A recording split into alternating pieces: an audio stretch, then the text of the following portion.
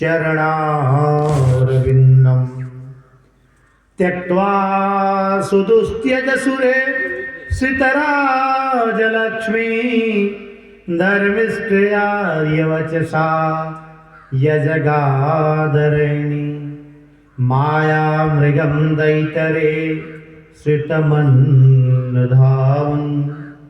वन्दे महापुरुषते चरणारविन्दम् कान्तिः स्मृतामृतसतिनिन्दितशारदेन्दो यत्रैकतो विलसिताङ्गसिताङ्गशोभा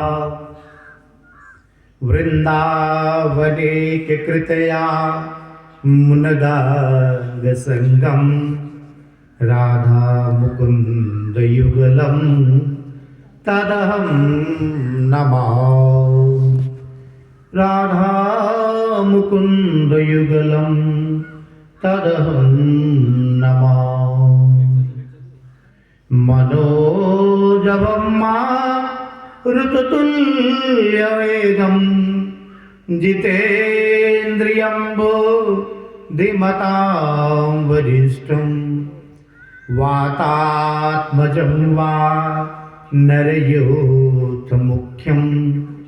श्रीरामदूतं शरणं प्रपद्ये श्रीरामदूतं शरणं प्रपद्ये श्री राममय सब जग जानी करऊं प्रणाम जोरी जुग पानी जय जय श्री राधा रमण जय जय नवल किशोर जय गोपी चित चोर प्रभु जय जय माखन चोर। बोलिए श्रीमद् भागवत महापुराण ज्ञान यज्ञ की श्री विष्णु भगवान की धर्म की अधर्म का प्राणियों में विश्व का गौ माता की जय हो। सत्य सनातन धर्म की परम मंगलमय श्रीमद् भागवत पुराणांतर्गत आज पंचम दिवस की कथा के इस पावन अवसर पर हम सब उपस्थित हुए हैं। निश्चित रूप से आत्म कल्याण का इस कलयुग में इसके अलावा कोई दूसरा उपाय नहीं है। और इसमें भी बताया गया कि अगर भक्ति मार्ग जो सरल है, ज्ञान मार्ग से, तप मार्ग से, और उसमें भी सबसे सरल मार्ग है आपका भगवान के प्रति संकीर्तन। संकीर्तन मनुष्य तभी करता है जब मन वाणी उसको पवित्र भाव से उसकी हृदय में परमात्मा के प्रति सच्ची श्रद्धा, सच्चा विश्वास अगर ये पुष्ट नहीं होता तो लाख किसी को कहते रहिए संकीर्तन कहाँ करता। इसलिए कथा में प्रवेश करने से पूर्व मन वाणी की पवित्रता के लिए, क्योंकि मन तभी पवित्र होगा जब अच्छे संस्कार होंगे, अच्छी वाणी हमारे मुख से निकलेगी। आइए हम आप भगवान का एक बार नाम संकीर्तन कर लेते हैं, तब कथा में आगे बढ़ते हैं। बोल हरि हरि हरि बोल, केशव माधव गोविंद बोल। बोल हरि हरि हरि बोल,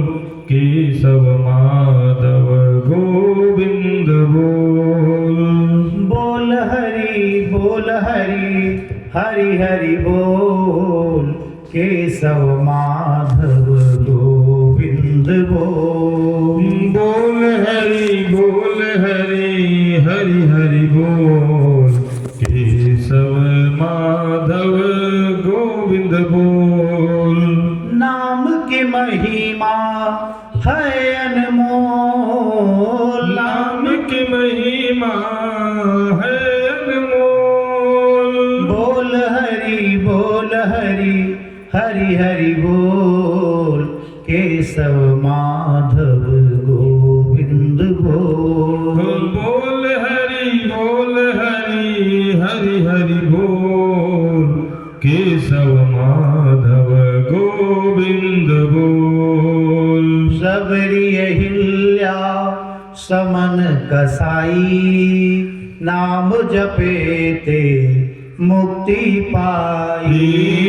सबरी अहिल्या सबन कसाई।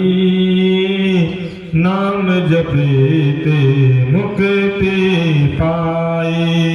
सबरी अहिल्या समन कसाई। नाम भजेते मुक्ति पाई। सबरी अहिल्या सबन कसाई। नाम जपेते मुक्ति पाई। नाम की महिमा है अनमोल। नाम की महिमा है अनमोल। श्याम की महिमा है अनमोल। श्याम की महिमा है अनमोल। बोल हरि हरि हरि बोल। केशव माधव गोविंद बोल।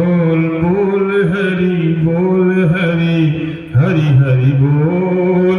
केशव माधव गोविंद बोल। बोल हरि हरि हरि बोल। केशव माधव गोविंद बोल।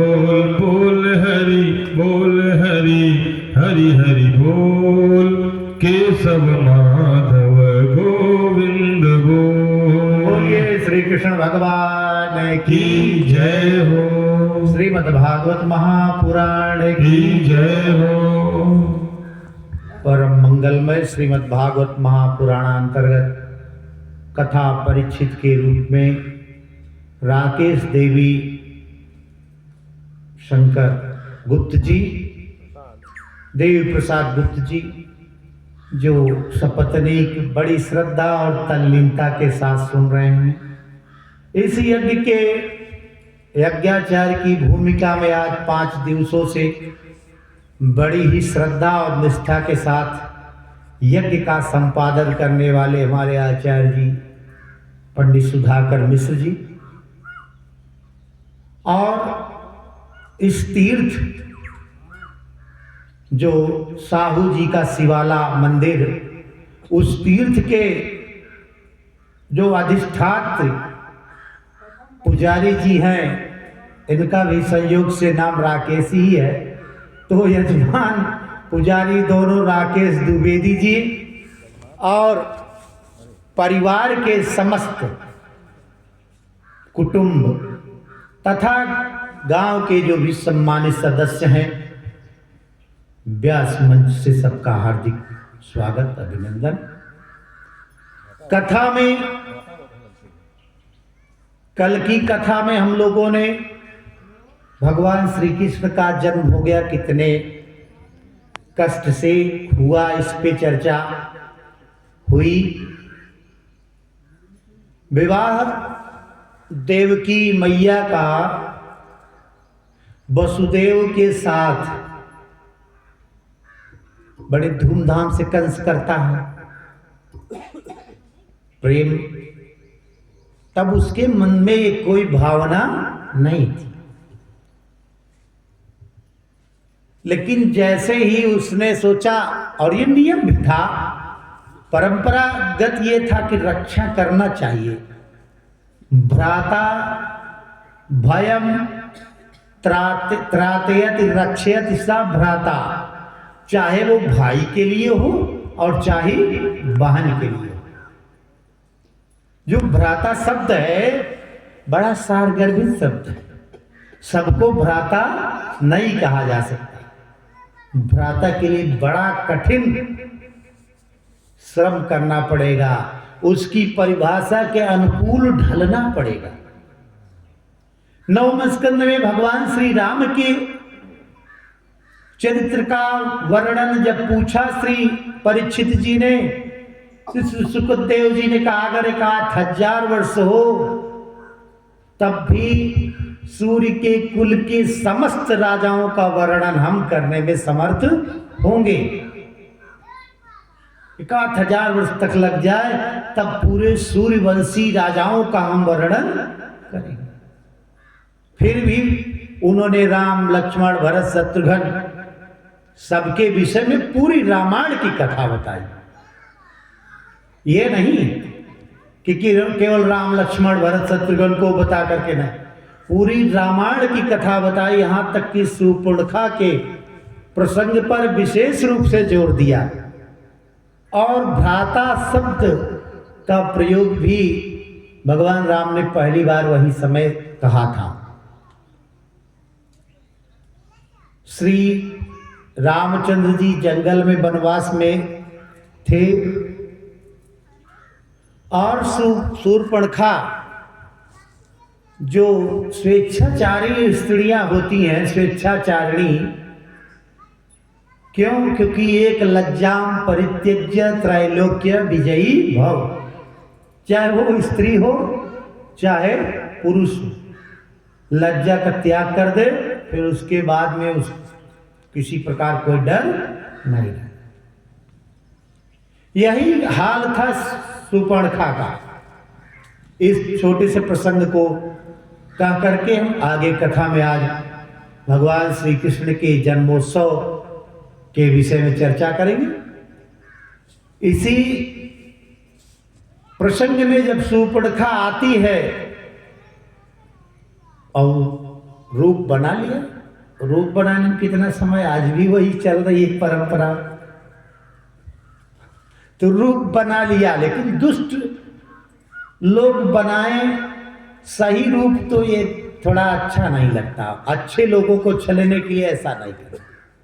शूर्पणखा अगर कोई भगवान राम से प्रणय करती है और कहती क्या है, तो सम पुरुष नमो सम नारी, और यही सजोग रच विधि रचा विचारी।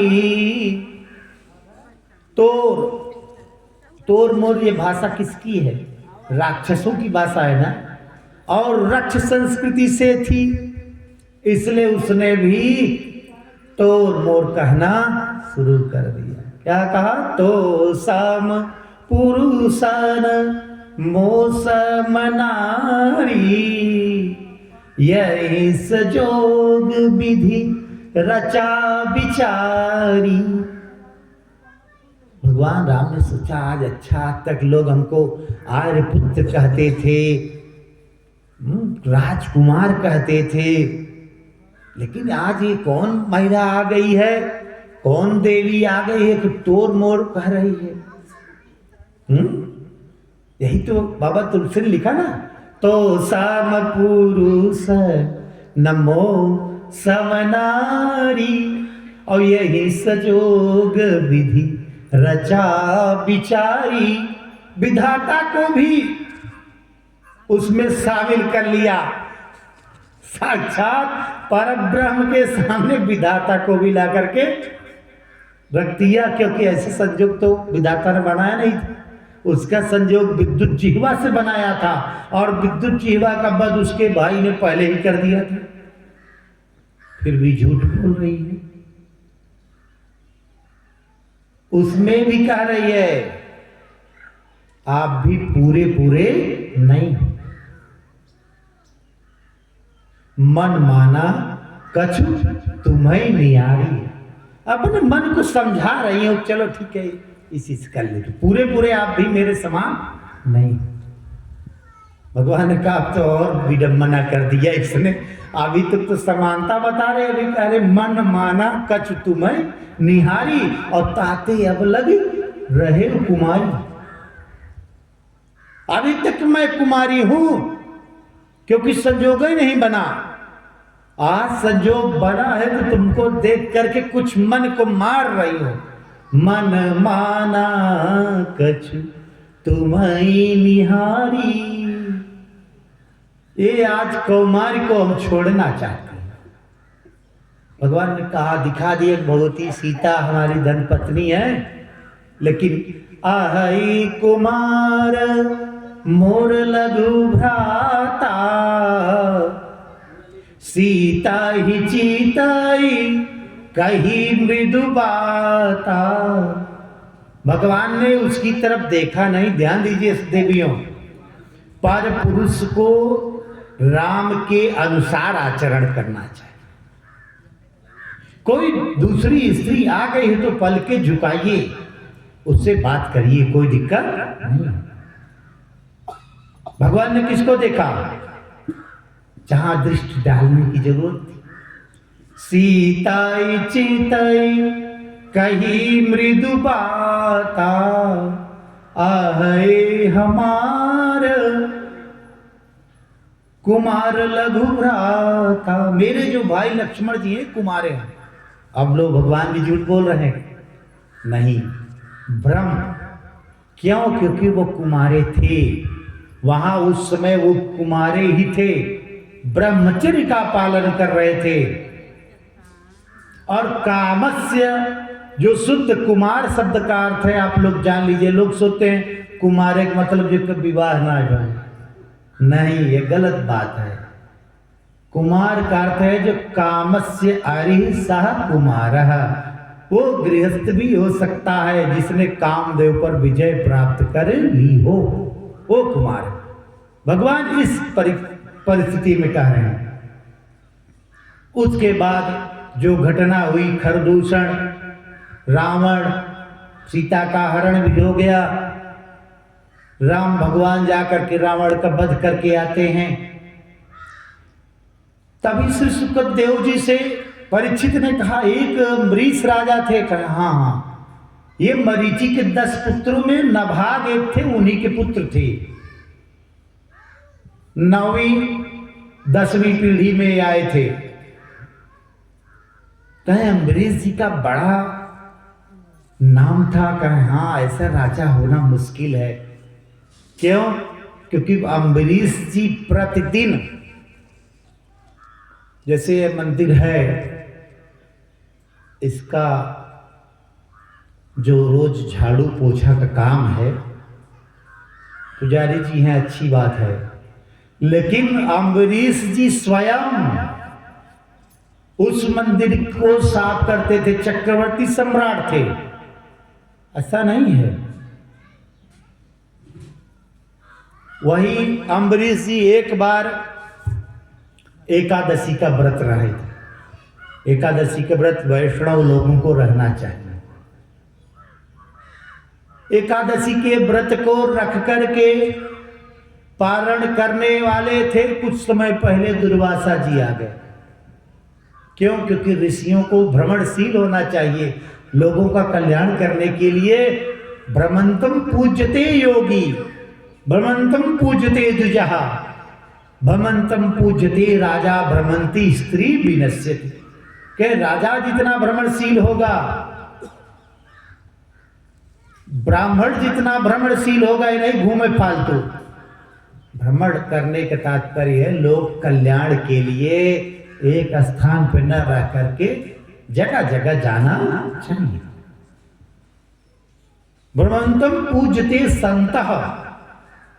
अब तो संत आना बंद कर दिए, जो 4 बजे उठ करके फेरी लगाया करते थे, भगवान के नाम का संकीर्तन करते थे, सुंदर भजन सुनाते थे ना, जो सारंगी लेकर के, सारंगी लेकर के जो बाबा आते थे, अब तो हमें लगता है नहीं दिखाई पड़ते। वो दिन में दिखाई पड़ते हैं, रात में 4 बजे 3 बजे वाला फेरी लगाना वो लोग बंद कर दिए।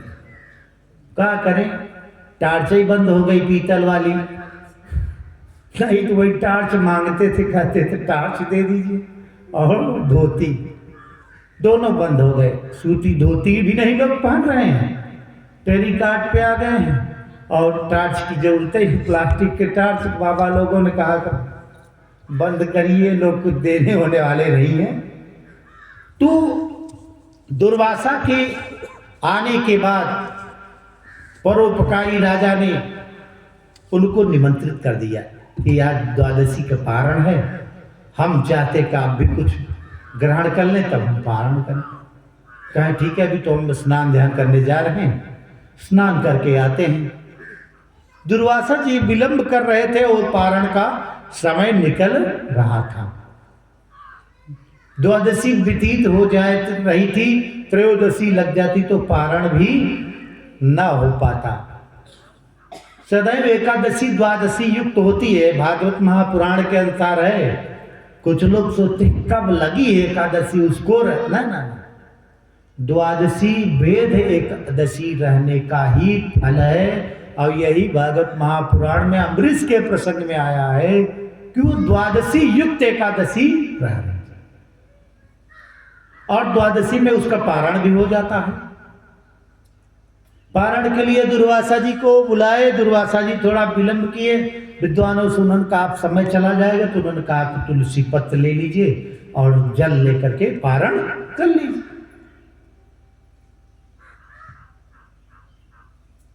चलिए बहुत अच्छा, उन्होंने ऐसा ही किया। इधर दुर्वासा आए, जिनको लगा करे मुझको खिलाए बिना पारण कर लिए। क्रोध हर व्यक्ति का सबसे बड़ा शत्रु है, लेकिन संत योगियों का सबसे बड़ा शत्रु है।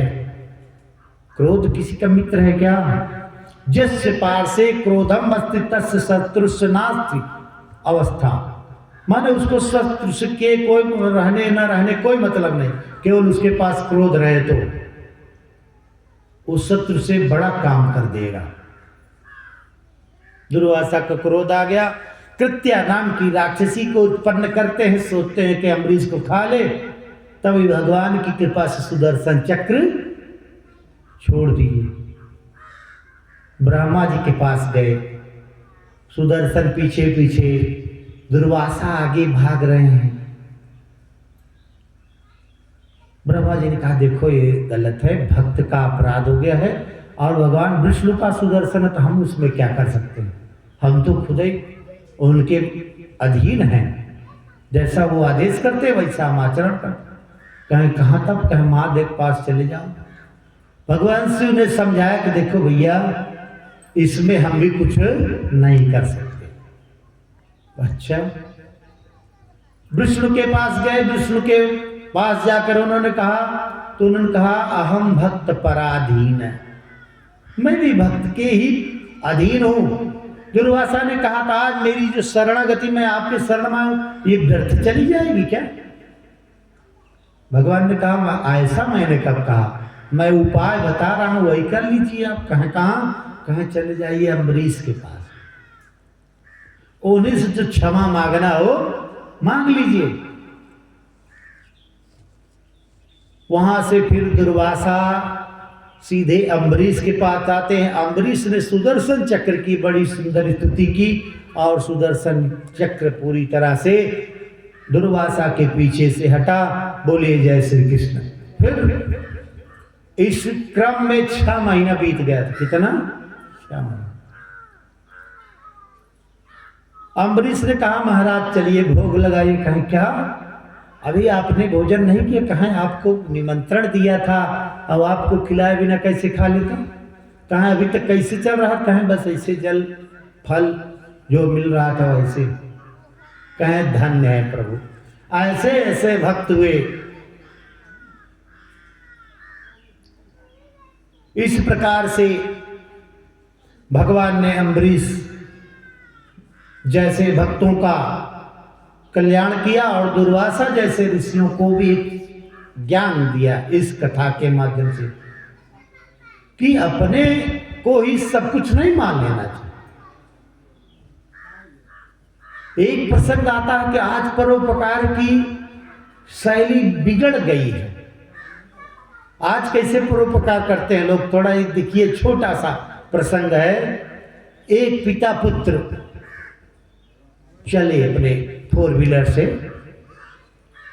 4 व्हीलर पहले ज़्यादातर 4 व्हीलर ठेलने से ही चलती थी, अब तो मान लीजिए समय बदल गया। नहीं तो 4 लोग उसको पहले ठेलें, उतर के ठेलें, तब वो स्टार्ट हो तब बैठे उसको। तो पिता ही पुत्र थे, वो एक चलाए, एक ठेल नहीं पाता था। कैसे घर से स्टार्ट किए, ले गए, रास्ते में कोई हाथ देता तो उसको बैठा लेते। 2-3 लोग हो गए, उस बैठाने के बाद बैठे ने कहा, ये क्या बैठा रहे हैं अपने 4 व्हीलर में? कहें तुमको भी ज्ञान ही नहीं है, तुम बच्चे हो, अभी रास्ते में बंद हो जाएगी तो लोग ठेलेंगे, इसलिए बैठाया। माने परोपकार की भावना नहीं है। भावना यह है कि अगर ये कहीं फिर रास्ते में बंद हो जाए तो यही 3 लोगों से ठेलवाएं, हम लोग बैठे रहेंगे। तो ये पहले ऐसा परोपकार नहीं था, अब थोड़ा उसका परिवर्तन देखने को मिलता है। भगवान श्री कृष्ण, आइए कथा में प्रवेश करते हैं। भगवान श्री कृष्ण का जन्म हुआ मध्य रात्रि में, और परमात्मा के उत्पन्न होते ही वसुदेव के जो हाथों के हथकड़ियां थी वो छूट जाती। बहुत सुंदर स्तुति भी किया है वसुदेव जी ने। सभी देवता आ गए थे उस कारागार मथुरा में, देवताओं ने भी आकर भगवान की दिव्य स्तुति की। और जब चतुर्भुज में आकर के प्रभु खड़े हो गए, तब माता देवकी ने कहा, ये रूप में कहाँ चलोगे, किस, इसको कौन दुलारेगा, इसको कौन सेवा करेगा, ऐसे रूप को क्या करेंगे? भगवान ने कहा, ऐसा न करो माँ, मैं अभी तुरंत तमद्भुतम बालकम अम्बुवेक्षणम, एक कमल के समान सुंदर मुख वाले, कमल की समान आंखों वाले भगवान बालक का रूप धारण, बालक का, शिशु का रूप धारण कर लेते हैं। और उनको देख करके वसुदेव जी सब जानते थे, विद्वान थे, ज्योतिषी भी थे। वसुदेव ने कहा कि मैं सब जानता हूं, विदितोच भगवान साक्षात पुरुषः प्रकृते परः। अब इसी प्रकृति के वो पुरुष हैं, माने संसार के नियंता हैं। केवलानंद भूर स्वरूपः सर्वबुद्धि दृक्, केवल मनुष्यों के कल्याण के लिए आप विभिन्न अवतारों को ग्रहण करते हैं। अच्छा, सही बात है। सब हम आप भी तो जो जन्म लिए हैं उसी परमात्मा तत्व के ही तो अंश हैं, और निश्चित कार्यावधि के पूर्ण होने पर सब के सब उसी में समाहित हो जाते हैं। श्री वसुदेव जी ने गोद में उठाया और ले जाकर के रास्ते में यमुना नदी पड़ती है। मथुरा से गोकुल के मध्य में यमुना नदी, और यमुना कितनी गंभीर है सब लोग जानते हैं। संगम में स्नान करने जाइए तो कम से कम वहाँ 22 से 23 फीट नीचे तक जल ही जल है। नाव से कभी सवारी करिए तो वहाँ पता चलेगा, पूछे कितना, बताएगा 22-23 फीट नीचे जल है। और गंगा जी में 3 फीट 2 फीट, इससे ज़्यादा नहीं रहता, कमर तक बहुत रहेगा। तो कमर तक कितना होगा, 3 फीट होगा, 2.5 फीट। उन जमुना जी ने मार्ग दे दिया कि हमारे प्रभु जा रहे हैं। तभी बरसात होने लगी। क्यों? क्योंकि सब प्रसन्न हो गए। इंद्र को लगा कि हमारे पास इस रात्रि में क्या है, दिन होता तो कुछ फूल भगवान के ऊपर वर्षा करते तो क्या करें, रात्रि में बारिश तो कर ही सकते हैं। मर्यादा अनुसार रात्रि में वर्षा होना प्रारंभ हो जाता है। शेष को लगा कि बड़े भाई हैं तो हमारे छोटे भाई हैं, इनकी रक्षा करना धर्म बनता है। शेष नाग जी ने पूरी तरह से आवरण लगा करके ले जा करके पहुंचा देते। वसुदेव जी वहां रखते हैं। उसके बाद वहां एक कन्या जो मां नंद के यशोदा के गर्भ से उत्पन्न हुई हो, उसको लेकर के चली आते हैं। जैसे ही कारागार में प्रवेश करते हैं, फिर से बंधनों में फंस जाते हैं। क्यों? यहाँ एक प्रश्न उठता है, कभी तो बंधन खुल गया था और जैसे ही कन्या को लाए बंधन में बंध गए। निश्चित रूप से यही है, जब उस परमात्मा को हम लोग जान जाएंगे, जब परमात्मा हमारे साथ रहेंगे तो हम बंधन में फंसने वाले नहीं। अब वो कौन थी? वृषलोर मायां भगवतीम यया सम्मोहितम जगत। वृषणों की माया को लाए, वृषण को छोड़ दिए। जब माया को उठा लाएंगे तो माया तो बंधन है ना, जो नहीं है वही तो हमको दिखाई पड़ेगा। अंत में आए तो फिर से बस देव की सबकी हथकड़ियां लग जाती है और वो देवी जी जोर जोर से रोने लगती हैं। अभी जो पहरेदार सो रहे थे, सबकी निद्रा छूट जाती है। श्री कृष्ण गोविंद हरे मुरारे, हे नाथ नारायण वासुदेव। श्री कृष्ण गोविंद हरे मुरारे, हे नाथ नारायण वासुदेव। हे नाथ नारायण वासुदेव, हे नाथ नारायण वासुदेव। श्री कृष्ण गोविंद हरे मुरारे, हे नाथ नारायण वासुदेव। श्री कृष्ण गोविंद हरे मुरारे, हे नाथ नारायण वासुदेव। हे नाथ नारायण वासुदेव। हे लक्ष्मी नारायण वासुदेव।